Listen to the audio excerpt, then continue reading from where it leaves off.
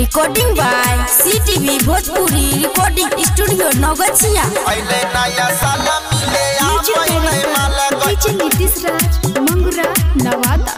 Mix by Naveen Nigam Singh. गेलो ही ससुरवा में पूछे हाल चल गए।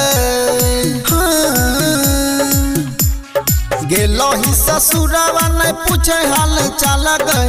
अले नया साल मिले आबे नहीं माला गए। तोहरे चक्कर में हम भेलियो कंगाल गए।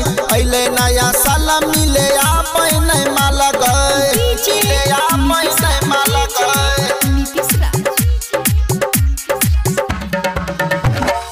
मंगुरा नवादा मंगुरा नवादा। Mix by Naveen Nigam Singh. एगो प्यार तो कैले रही बचपन में, छोड़ गली छोरी ससुरा साही संग में।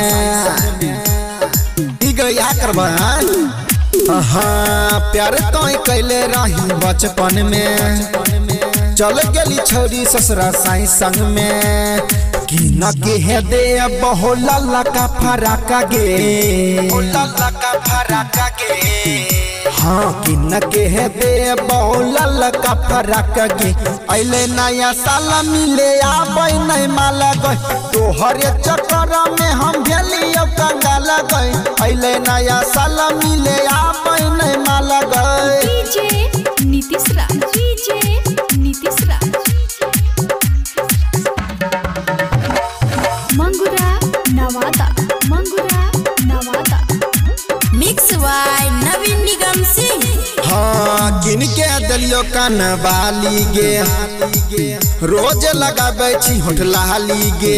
हे गे चमक छल्लो हाँ किन के दलियो कान बाली गे, रोज लगाबे छी होठ लाली गे। आरोपी नवीन के घड़ावा बसैले गे, घड़ावा बसैले गे। नवीन के घड़ावा बसैले गे। अले नया साल मिले आबे नहीं माला गए। तोहरे चक्कर में हम भेलियो कंगाल गए। अले नया साल मिले आबे नहीं माला गए। Recording by CTV Bhojpuri recording studio Naugachhia.